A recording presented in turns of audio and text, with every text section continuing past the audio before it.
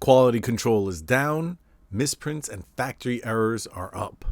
Let's discuss. I have come here to chew bubblegum and kick ass.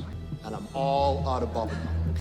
Hello everyone and welcome back. Today we are going to discuss how the misprint market is changing and adapting as time moves along with Wizards dealings with Cartamundi and other printers and whatnot. Nowadays, everybody knows that quality control is going downhill. Foils are crazy Pringles right out of the package, and we're seeing more damage and scratches and whatnot than ever. So let's discuss some types of misprints and errors. Traditional ones that have been around for a while. I'm not saying that errors and misprints haven't been around for a while. I'm saying that there are more now, and it may be affecting the market.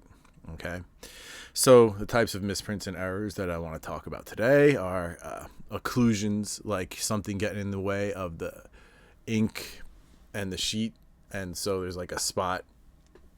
The occlusion is the piece that's in between. Okay, that's like a little chunk of ink missing, usually for certain colors and certain layers of whatever ink that sheet happens to be. Ink spills or missing ink. I've seen a lot of these cards. You hear sometimes albino cards and whatnot. That's when ink is missing. Ink layers are missing, or the ink ran out and there's not much of it there, right? One of the types of errors that you see that is kind of a big market that people go after is crimps, where you know how flow wraps of packaging works. It's like a sheet of plastic that wraps around the stack of cards, and then there's jaws stamping out each pack, and they have that ridge type shape, and so they bite the in between the stacks to separate the flow wrap packaging. Okay, they're usually hot because the flow wrap has to weld to itself to seal the pack. And so sometimes the stack of cards slips, and a card or two or the whole pack, or a few cards in the pack will get caught in between the jaws and get crimped. Hence the word crimping. And they have that little ripple pattern. Looks like it got bit by a machine, because that's basically what happened. That's popular. Those always sell. All these cards that I'm talking about, all these errors, especially with older cards, have premiums on the secondary market, especially on Facebook and in private groups. There's a lot of this going around. Off center is a big thing, especially like twisted cards where one side is straight and then the other side is slightly twisted, right? Or one side is normal and then it's way off center in one of the axes. Usually it's one axis. That's how the machinery works. Anyway, there's stuff called NFCs, which are not factory cut, meaning somebody got a sheet and they cut it outside of the factory, and that is when you'll see a lot of the two axis off centering.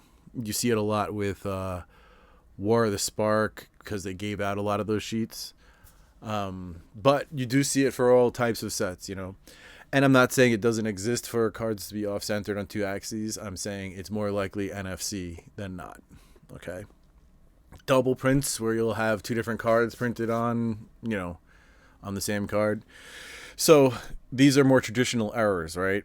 Since foiling has come into play, now you're talking about extra layers of printing, which leads to stuff like Urza's Destiny has a shifted text sometimes.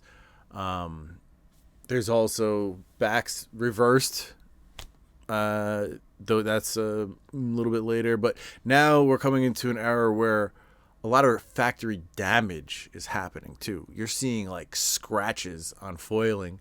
You're seeing bubbles underneath the foiling. However, there are some collectors for that type of thing. There's even collectors for people who are trying to find bugs occluding on cards and stuff like that. Now you'll see stuff like for what's it called? Double feature, or like Zendikar Expeditions, or neon ink. It's like an extra layer on top of the card, so now that can be misaligned. So now the line becomes because we're seeing so many errors and misprints, is it damage or is it an error misprint worthy of a secondary market premium? And that line is begin to blur for me anyway, as I look at all these sales and stuff happen on Facebook and eBay and whatnot. It's interesting to watch develop. It's something that is like, I guess it was a little more static in the past when there was less variables being introduced, less machinery, less different types of treatments, and less locations, right?